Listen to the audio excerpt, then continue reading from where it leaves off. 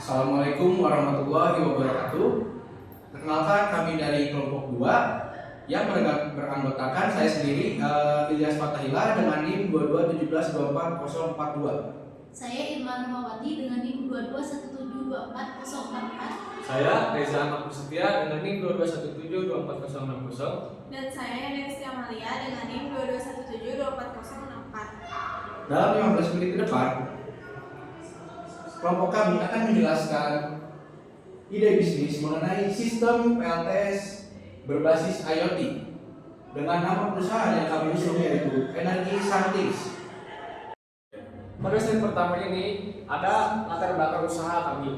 Nah, yang pertama ini ada fenomena berdasarkan hasil survei dan kajian literasi kami bahwa potensi energi matahari yang besar, pemanfaatan teknologi PLTS hybrid memiliki potensi untuk menghasilkan listrik yang lebih efisien dan efektif dalam jangka panjang. Nah, sehingga dapat mengurangi dan membantu memenuhi kebutuhan energi di masyarakat dan juga mengurangi emisi gas rumah kaca yang berbahaya bagi lingkungan. Nah, pada latar belakang usaha kami ini ada beberapa masalah yang dirasakan oleh masyarakat. Nah, yaitu karena tidak terdapat sistem monitoring kinerja panel surya secara jarak jauh, potensi dan efisiensi PLTS belum dapat dimaksimalkan secara efektif. Nah, karena masalah itu, perusahaan kami memiliki peluang. Peluang itu adalah energi listrik yang dihasilkan oleh panel surya saat ini tidak dapat dipantau secara langsung melalui internet, melainkan hanya melalui sistem yang terpasang di PLTS itu sendiri.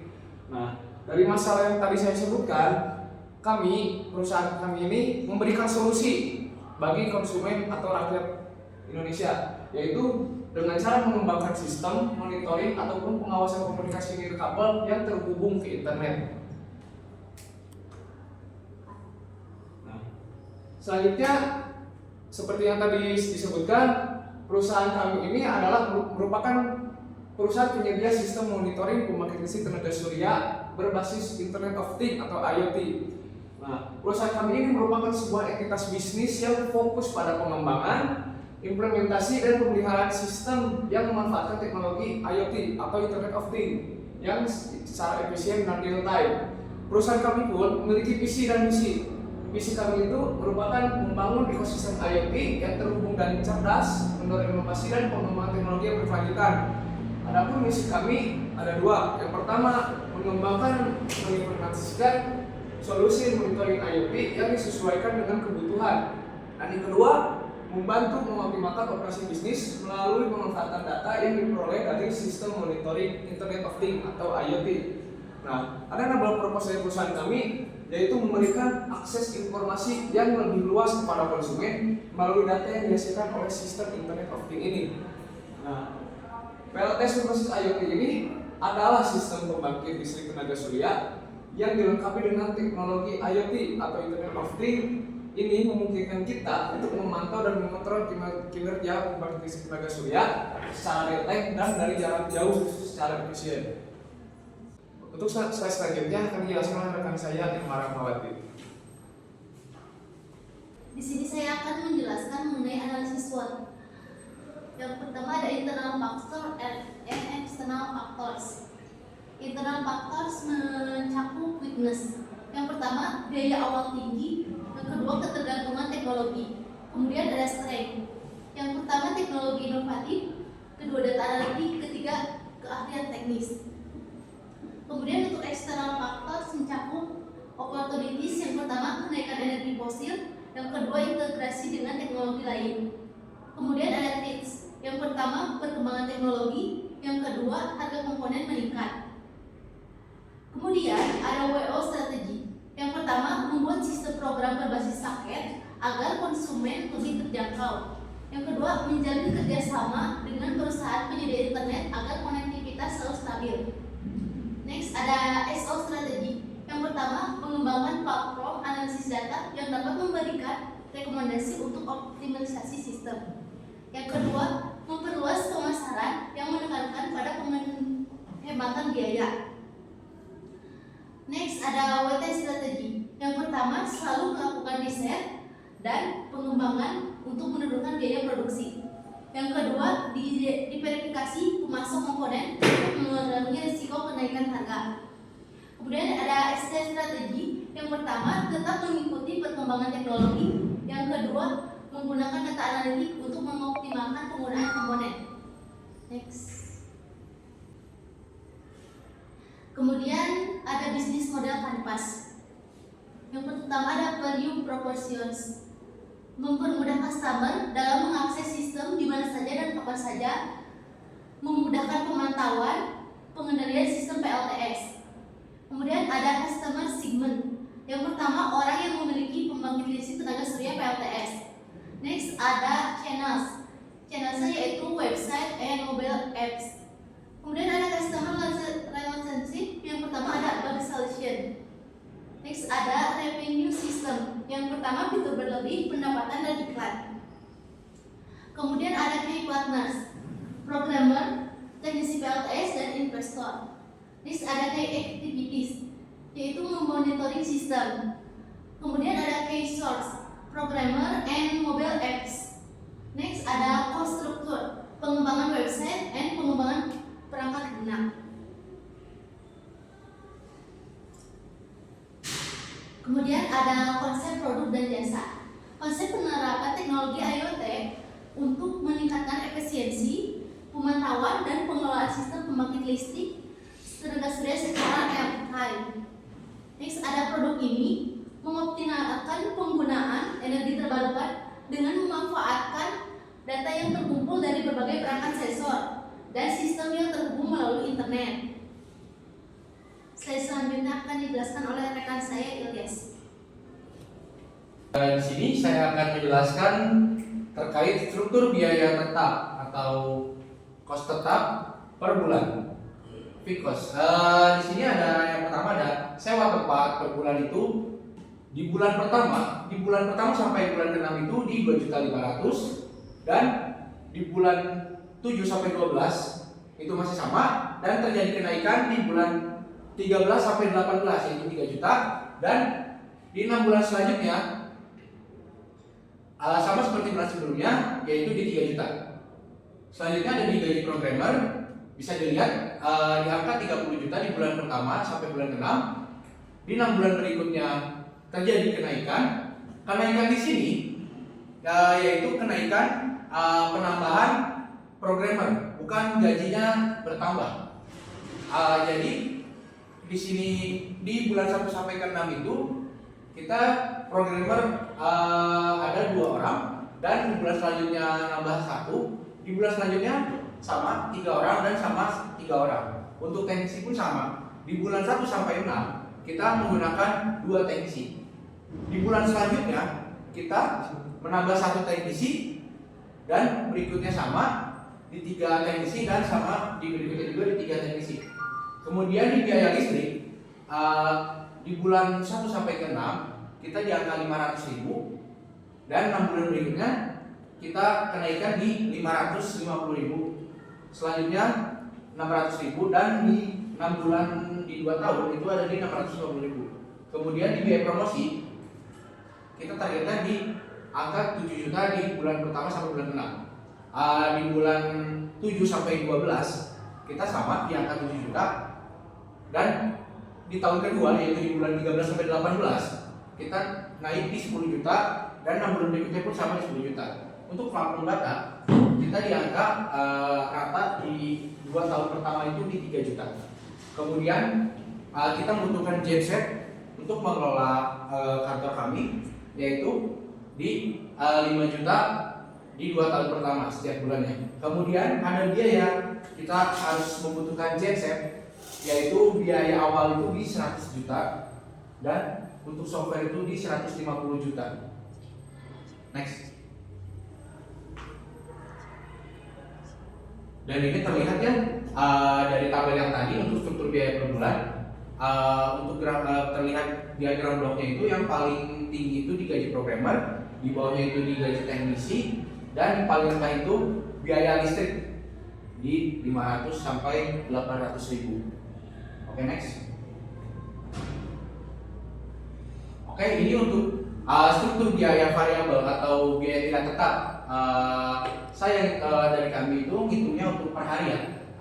Pertama ada di kita membutuhkan mikrokontroler itu kurang lebih satu, untuk satu kali pemasangan itu satu, yang harganya kurang lebih 100.000, dan untuk kabel itu kurang lebih kita membutuhkan 20 pieces, yang satunya itu 500 perak dan dijumlahkan itu kurang lebih 10.000, dan breadboard untuk rangkaiannya kurang lebih harganya di 50.000, wifi relay di 100.000, dan di sini ada transportasi dan akomodasi untuk pekerja yang datang ke tempat customer. Itu kurang lebih kita satu kali pemasangan itu butuh 2 orang, satu programmer dan satu customer. Jadi kurang lebih untuk itu di 400.000. Dan jumlah dari biaya variabel kita itu untuk satu kali pemasangan kurang lebih 660.000. Dan target kita di satu hari itu di 3 customer. Jadi kurang lebih kita satu hari itu mendapatkan 1.980.000. Next. Oke, di sini saya akan sedikit menjelaskan perhitungan harga jual dari produk kami itu.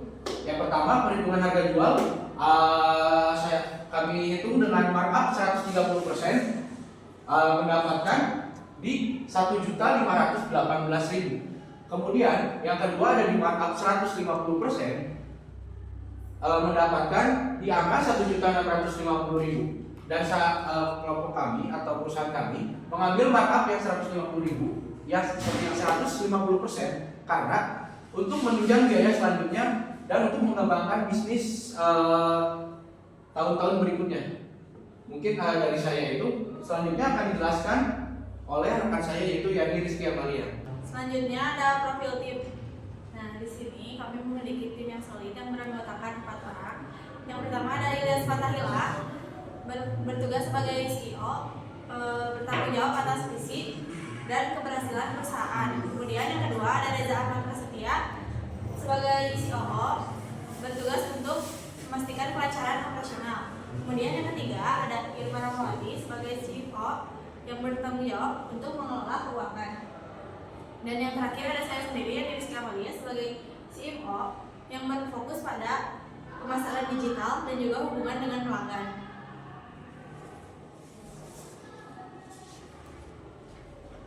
Selanjutnya di sini ada analisis kompetitor.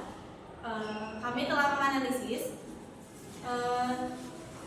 satu kompetitor utama kami, yaitu dari perusahaan Sun Energy. Nah, ini merupakan tabel perbandingan dari perusahaan kami dengan salah satu kompetitor utama perusahaan kami, yaitu dari perusahaan Sun Energy.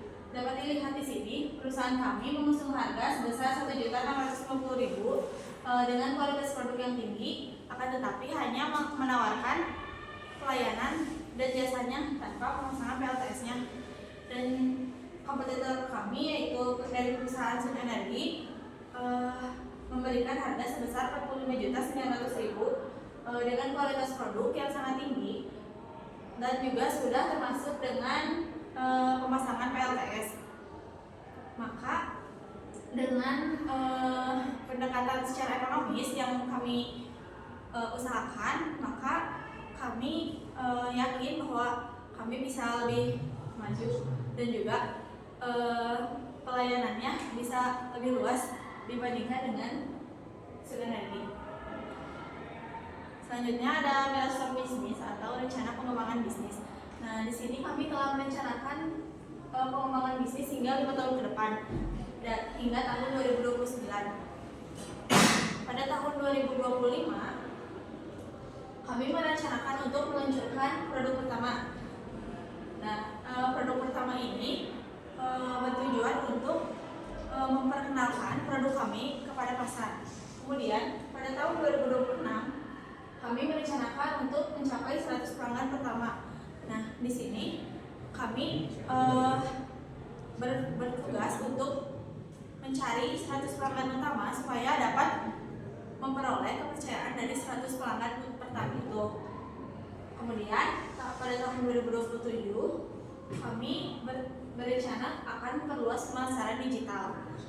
Dan pada tahun 2028 kami berencana akan meningkatkan kualitas produk atau jasa. Kemudian di tahun terakhir pada tahun 2029 kami berencana untuk memperluas kemitraan dengan perusahaan lain. bahwa energi Sunthings merupakan solusi yang inovatif untuk menjawab tantangan energi di masa depan. Dengan pendekatan yang ekonomis dari kami dan juga terjangkau, maka kami yakin bahwa kami berkomitmen dapat menciptakan dan mengembangkan energi untuk lingkungan dan masyarakat. Oke, selanjutnya setelah kami presentasi ada beberapa pertanyaan yang sudah kami diskusikan jawabannya. Yang pertama itu ada, apa masalah utama yang ingin kami selesaikan dengan produk atau layanan ini? Bisa dilihat dari PowerPoint kami, bisa dibuka PowerPoint ini.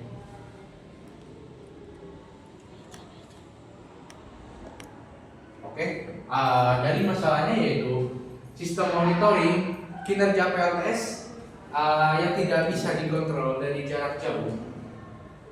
Itu masalahnya. Dan solusinya itu kita mengembangkan sistem atau monitoring ataupun pengawasan komunikasi nirkabel yang terhubung ke internet. Jadi dimanapun kita berada, kapanpun kita bisa memonitoring PLTS tersebut, dari mulai daya yang masuk atau daya yang keluar, daya yang dibutuhkan atau daya yang digunakan, kurang lebih seperti itu untuk nomor 1. Selanjutnya ke pertanyaan kedua. Di sini saya akan menjawab pertanyaan yang kedua, yaitu apa keunggulan kompetitif yang sulit ditiru oleh pesaing? Keunggulan kompetitif dari PLTS berbasis yaitu ini yang sulit ditiru oleh pebisnis lain terletak pada integrasi teknologi yang memungkinkan pemantauan dan pengelolaan sistem secara real time serta otomatisasi yang efisien. Kemudian pertanyaan selanjutnya akan dijawab oleh rekan saya. Oke, pada pertanyaan nomor 3 ini, bagaimana proyeksi pendapatan dan keuntungan bisnis dalam 2 tahun ke depan? Dan apakah bisnis ini layak dijalankan oleh perusahaan kami? Dapat dilihat di Excel kami ya. Dapat lihat pada bulan pertama dan sampai bulan ke-6, total penjualan kami dan total pendapatan dan total produksi kami ini sama, karena pada bulan 1 sampai 6 ini jumlah konsumen yang kami dapatkan itu sekitar 3 orang per hari, dan dalam sebulan ini kita dapat kurang lebih 90 orang. Nah, total penjualan kami sebesar 148.500.000 dan total produksi kami 59.400.000 rupiah. Nah, pada bulan ke-7 dan pada sampai bulan ke-9 kami itu mendapatkan tambahan karyawan dan juga tambahan konsumen. Nah, konsumen kami pada bulan ke-7 sampai bulan ke-9 ini bertambah kurang lebih 4 sampai 5 orang per hari, dan dalam sebulan ini didapatkan 110. Nah, totalnya itu ada 181.500.000 rupiah. Nah, pada bulan ke-10 sampai ke-12 ini kami mendapatkan kenaikan lagi konsumen dan bertambah menjadi 130 yang kurang lebih per hari yaitu 4 sampai 5 orang, dan kami mengalami kenaikan kembali. Dan pada bulan selanjutnya pada bulan 13 sampai 15 kami mengalami kenaikan konsumen kembali menjadi 140 orang, dan total penjualan atau total produksi kami pun mengalami kenaikan yang sangat lumayan tinggi. Mulai dari bulan ke-16 sampai 19, nah kami itu kembali menambah konsumen lebih banyak yang tertarik pada perusahaan kami, yang akhirnya pada bulan itu kami dapatkan kurang lebih 150 orang. Pada bulan selanjutnya 20 sampai 24 bulan ini, maksudnya pada bulan 20 sampai ke 24 ini kami mengalami kenaikan terus menerus dan hingga mencapai totalnya itu 264 juta dan 105.600.000 rupiah. Dan jika pertanyaannya apakah perusahaan kami layak untuk menjalankan bisnis ini, menurut kami perusahaan kami sangat layak, dikarenakan dapat dilihat profit yang kami dapatkan, kita tidak mengalami minus ataupun kerugian. kita selalu mengalami pendapatan yang terus-menerus meningkat dan bisa dipakai untuk jangka panjang selanjutnya. Oke, untuk pertanyaan nomor 4. Untuk pertanyaan nomor 4 itu, bagaimana rencana pengembangan produk di masa depan? Dapat dilihat di PowerPoint pada milestone perusahaan lain. Untuk masa depan perusahaan kami ingin perusahaan kami ini selalu mendunia, terutama perusahaan kami ini telah dikenal di negara Indonesia dan cabangnya ada di seluruh Indonesia. Dan kami pun berharap, kami menginginkan bahwa perusahaan kami ini menjadi internasional dan melayani konsumen di luar negeri juga. Untuk pertanyaan selanjutnya dapat dijawab oleh rekan saya. Pertanyaan selanjutnya yaitu definisikan apakah bisnis ini termasuk dalam red ocean atau blue ocean strategi. Nah, jawabannya sebelum menjawab saya akan menjelaskan dulu definisi dari red ocean dan blue ocean. Jadi konsep red ocean dan blue ocean ini merupakan konsep yang digunakan untuk menggambarkan tingkat persaingan dalam suatu pasar. Nah, dari pertanyaan yang ada di sini dapat dijawab bahwa bisnis kami ini termasuk dalam blue ocean karena bisnis yang kami tawarkan merupakan solusi inovatif seperti monitoring berbasis IoT yang lebih canggih, dan juga bisnis kami mengincar segmen pasar baru seperti rumah tangga kecil yang sebelumnya tidak memiliki akses ke PLTS yang jelas. Kemudian perusahaan kami fokus pada menciptakan nilai baru melalui integrasi IoT untuk efisiensi, kemudahan pengelolaan atau penghematan energi. Jadi kesimpulannya, bisnis PLTS berbasis IoT ini cenderung berada di blue ocean. Oke, pertanyaan selanjutnya yaitu bagaimana sih tim kami atau perusahaan kami bisa meyakinkan investor agar si investor itu tertarik membeli produk kami. Coba bisa dilihat di PowerPoint-nya. Terlihat dari analisis kompetitor sudah terlihat. Mungkin memang di harga segini dan harga kompetitor kami itu sangat jauh. Dan perbedaannya, jika di sini memang sudah paket semua, include dengan PLTS-nya dan inverter segala macam. Jika di kami harga segini hanya include sistemnya saja. Tetapi kedepannya kami akan menambah paket, yaitu beberapa paket dengan paket menggunakan PLTS dan segala hal. Tapi kami akan di bawah harga segini. Jadi gimana investor akan tertarik bisa membandingkan harga dengan kami itu bisa jauh dengan kompetitor. Jadi investor pun bisa memikirkan agar bisa di perusahaan kami. Karena apa? Karena harganya pun jauh dengan investor dengan analisis dengan kompetitor kami. Maksudnya. Selanjutnya dari pemasaran pun kami akan memasarkan secara digital dan beberapa promosi lainnya agar si investor pun tertarik dengan produk kami. Baik, sekian mungkin presentasi dari kelompok kami mengenai perusahaan yang kami sebutkan tadi. Sistem PLTS berbasis IoT yang berkembang saat ini sangat bagus untuk digunakan oleh masyarakat di masa depan. Kami percaya bahwa solusi dari sistem kami seperti ini menciptakan perubahan besar dalam mengatasi masalah yang terjadi. Dan perusahaan kami memiliki tagline yaitu sistem yang efisien dan real time.